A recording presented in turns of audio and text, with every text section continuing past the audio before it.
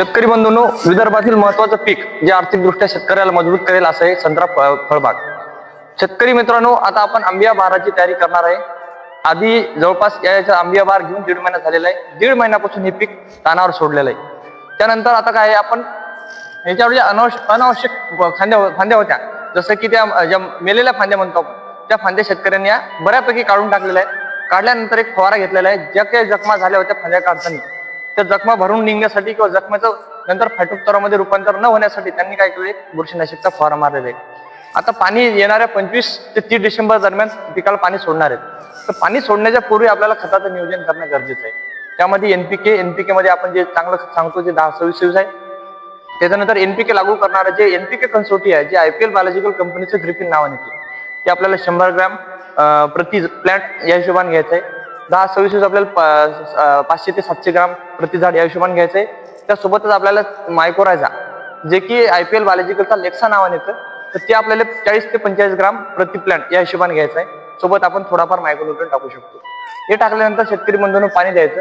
पाणी दिल्यानंतर पाणी देताना एक गोष्ट महत्वाची आहे, पाणी देताना पिकाच्या खोडाला पाणी लागलं नाही पाहिजे, ही एक महत्वाची काळजी. जर पिकाच्या खोडाला जास्त पाणी राहिलं तर तो फायटोप्थोरा येण्याची शक्यता जास्त असते. त्याच्यामुळे पाणी खोडापासून साधारणतः 4 ते 4 फुटा अंतरावर आपलं पाणी दिलं गेलं पाहिजे.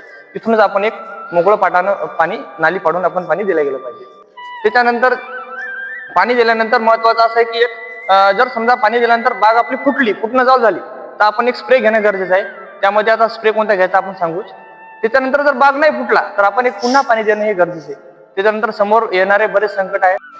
वातावरणाच्या बदलामुळे आणि असंतुलित आहार जर पिकाला व्यवस्थित नाही पोहोचला तर त्यामध्ये आता येणारे जे कीड आहे त्यामध्ये असते कोळी प्रामुख्याने आहे, थ्रिप्स आहे, ज्याला आपण सायला म्हणतो, नागाळी म्हणतो, फळमाशी, या किडीचा प्रादुर्भाव पावसाळ्यामध्ये जास्त होत असते.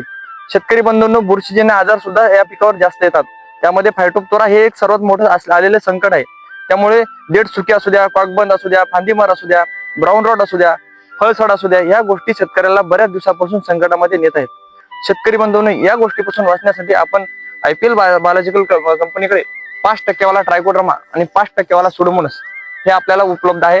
त्याचा आपण ड्रिपद्वारे, ड्रिंचिंगद्वारे सर्व प्रकारे आपण त्याचा वापर करू शकतो. शेतकरी बंधूंनो, हे जर आपण ट्रायकोडर्मा सुडोमोनस आपण वारंवार 1-2 वेळा जर ड्रिप ड्रिंचिंगद्वारे घेतलं तर या रोगावर आपण बऱ्यापैकी कंट्रोल मिळवू शकतो. हीच गोष्ट आपण फवारणीमध्ये पण घेऊ शकतो. याचं प्रमाण आणि बाकी अधिक माहितीसाठी तुम्ही आमच्यासोबत संपर्क करू शकता. आमची IPL बायोलॉजिकल कंपनीची टीम पूर्ण महाराष्ट्रामध्ये, भारतामध्ये काम करते. त्यासोबत तुम्ही संपर्क करून औषधी सुद्धा प्रत्येक ठिकाणी उपलब्ध आहे. आमच्या डीलरकडे जाऊन तुम्ही औषधी सुद्धा घेऊ शकता. धन्यवाद.